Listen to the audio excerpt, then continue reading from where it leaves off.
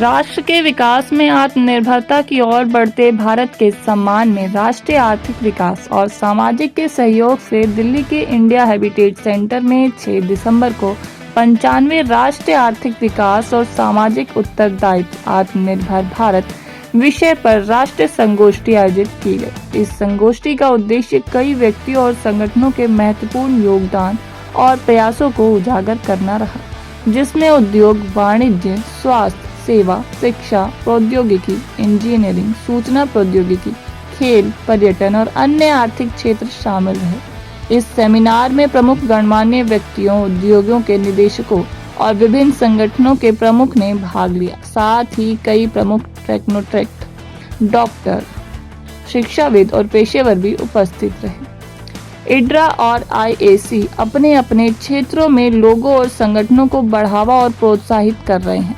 Seminar में विभिन्न संगठनों के योगदान पर प्रकाश डाला गया। आर्थिक ढांचे को सशक्त बनाने में निरंतर वृद्धि हुई है। भारत सरकार द्वारा समय समय पर विभिन्न योजनाओं और नीतियों लागू की गई है, जो देश वैश्विक आर्थिक शक्ति बनाने की महत्वपूर्ण भूमिका निभा रही है। व्यवस्था डामाडोल हुआ करती थी। अब हर क्षेत्र में पिछले दिनों भारत और पाकिस्तान का युद्ध हुआ, बहुत पुरानी घटना नहीं। अमेरिका के राष्ट्रपति ट्रंप साहब ने भारत की जो स्वायत्तता है, जो ऑटोनॉमी है, जो इंटीग्रिटी है, और जो नरेंद्र मोदी जी के reminds me of Winston Churchill, who once said that what should be good speech? What is the ideal speech? Ideal speech should be, I think you know about it, ideal speech should be just like a young woman's skirt, which should be long enough to cover the essentials and quote. But I'll try my level best because the topic this afternoon is national economic development. है कि the potential of all the Indians was unleashed, and about 25 crore people were taken out of poverty, and they have become national assets now. They are contributing to the country's GDP, to the country's economy. इसका स्पष्ट उदाहरण आपको बिहार चुनाव के results में भी दिख रहा है। बिहार दुनिया का नहीं, भारत दुनिया का सबसे जो है युवा देश है, और बिहार जो है further into the international arena. On this dais we have, of course, I was just talking to Mr. Patnaik. I said your name is Sangram, and he is in the right profession of being a lawyer. इंसानों का संग्राम लेकर के वो जीते हैं। That is very important, that each and every input is leading towards making India a great India. Not only economic term, we are talking today about. आप लोग सारे देश के प्रसिद्ध जगह से आप आए हैं, आपको अवार्ड के लिए सेलेक्ट किया गया, आपको हार्दिक बधाई।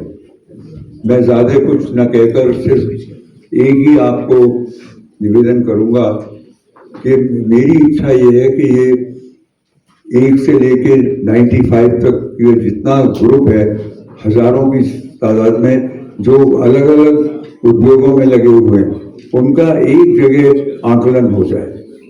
उससे आप लोगों का जो व्यापार है, आपस में ही आपको हजारों ऐसे एक जगह पर मिल जाएंगे। तो मैं यहाँ पर आप जो उद्योग में हैं जरूर कुछ। इस सेमिनार में लोकसभा सांसद कृपानाथ मल्ला, JDU पार्टी के राष्ट्रीय प्रवक्ता KC त्यागी, BJP प्रवक्ता अमन सिन्हा के साथ सुप्रीम कोर्ट के वकील संग्राम पटनायक, इंडस्ट्रियलिस्ट PN खन्ना जैसे डिग्नेटरीज के हाथों से कार्यक्रम में आए सभी उद्योगपतियों को अवार्ड्स और सर्टिफिकेट से सम्मानित किया गया। वहीं सभी अवार्डीज ने इस मौके पर चीफ गेस्ट के हाथों अवार्ड्स पाकर दिल की गहराइयों से आभार व्यक्त किया। योजना है जिसमें शहरों के, छोटे कस्बों के, जो गांव के एंटरप्रेन्योर्स हैं और जो आर्टिजन्स की ट्रेड में लगे हुए करोड़ों देशवासी हैं, उन सब लोगों को प्रमोट करने के लिए ये कार्यक्रम है। मुझे प्रसन्नता है कि नेशनल अचीवर जो कॉन्फ्रेंस है वो हर साल इस तरह के आयोजन करती है, जिसमें जो छोटे स्वावलंबी हैं उनको अपनी बात कहने का राष्ट्रीय स्तर पर मौका मिले। उधर में भी कह चुका, ये छोटे मोटे अवार्ड हैं। आज हमको लगता है कि ये अचीवर कॉन्फ्रेंस में जो अवार्ड मिले हैं ये कल को बड़े अवार्ड बनेंगे। और बड़ी बात ये है कि स्थानीय स्तर पर, छोटे स्तर पर जो एंटरप्रेन्योर्स हैं उनके प्रमोशन के लिए है। इससे हमारी जो इंडियन इकोनॉमी है जिसकी बुनियाद आर्टिजन्स की ट्रेड और MSME उसको बढ़ावा दें। प्रोग्राम था, बहुत ही अच्छा था। इसलिए अच्छा है, दो कारण है जो मुझे लगता है कि दुनिया के कोने कोने से लोग आए थे और उनका जो फेस में जो ग्लो और उनका फेस में जो सेटिस्फेक्शन कि उनको आज अवार्ड जो मिला है, अपना फील्ड में रिकॉग्नाइज किया गया है। तो कभी ना कभी मुझे लगता है कि सब किसी को पद्मश्री पद्म विभूषण मिल नहीं सकता है, या मिलने के लिए शायद उनको जिंदगी भर इंतजार करना पड़ेगा। ये हमारा जवाहर उनियाल भाई जो है, उन्होंने ये जो स्टेप्स जो लिए हैं कि to recognize the innate talent in the industry, the entrepreneurs, the education sector, the hospitality sector, तो मुझे लगता है कि it may be a small step in the right direction, but this step is always be laudable for the entire nation too. Tirelessly working to make India self-reliant in all spheres of life, and they are doing the work through different type of products, giving employment to the young people and to aiding in the economy of the country. That is a great initiative, and we should continue to listen to them, how they achieved that level, how they have been awarded today as a hero, so that best practices can be heard by others, can be followed by others, so that they can become also entrepreneur and they can contribute, support and help in nation building to make India a great India. And by 2047, when we are reaching to 100 year of our independence after Amrit Kal, India should become at least second largest economy of the world. Not Honorary Consul General of Montenegro in India, that is the head of mission of a foreign country.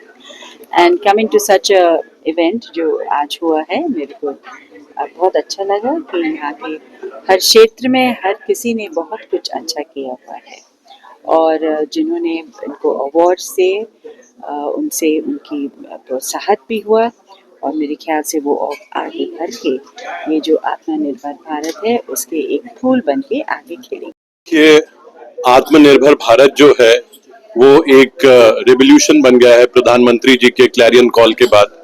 और आपने देखा है कि जो प्रगति की है पिछले 11 वर्षों में देश ने, हम भारत की 11वीं सबसे बड़ी अर्थव्यवस्था से विश्व की 11वीं सबसे बड़ी अर्थव्यवस्था से विश्व की तीसरी सबसे बड़ी अर्थव्यवस्था हो गए हैं, और दूसरी और पहली बनने के पथ पे अग्रसर हैं।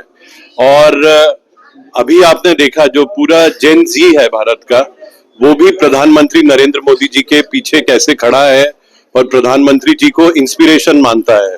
और जो बिहार के चुनाव हुए, बिहार आज देश का सबसे युवा प्रदेश है, जहां की मीडियन एज खाली 22 वर्ष है, और वहां पे अप्रत्याशित समर्थन प्रधानमंत्री नरेंद्र मोदी जी के पक्ष में आया।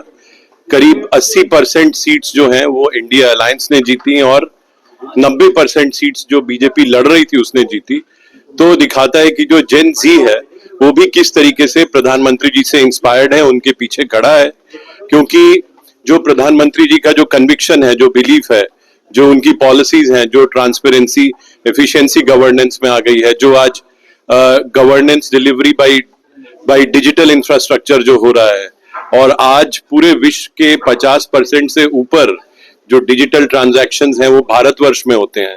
प्रधानमंत्री नरेंद्र मोदी होने के बाद जिस तरह भारत का डेवलपमेंट हो रहा है, जैसे भिन्न भिन्न क्षेत्रों में जो बच्चे काम कर रहे हैं उनको प्रोत्साहित किया जा रहा है, या आत्मनिर्भर भारत को कैसे बनाया जाए, इस पे काम चल रही है। तो हमारी सरकार भी काम कर रही है, और विशेष करके जो युवा बच्चे हैं ये जिस तरह काम कर रहे हैं, भारत मोदी जी, हमारे यशस्वी प्रधानमंत्री मोदी जी बोले हैं कि 47 में हम विश्व गुरु होंगे, बेस्ट इंडिया हो जाएगा बेस्ट। तो इस प्रकार जो काम कर रहे हैं, जैसे आज उत्साह दिया गया, हम लोग दिए उन लोगों को, ये भी आगे चल के हमारा आत्म भारत पर काम करेंगे और भारत आत्मनिर्भर होगा, और 47 में हम लोग विश्व गुरु होंगे। इसी पे काम चल रहा है। तो आज के प्रोग्राम में जो नए नए लड़के हैं उनको अवार्ड दिया गया। भिन्न भिन्न आप लोग देखे ही हैं, अपने अपने क्षेत्र में अच्छा काम कर रहे हैं, उनको प्रोत्साहन देने के लिए अवार्ड दिया गया है आज।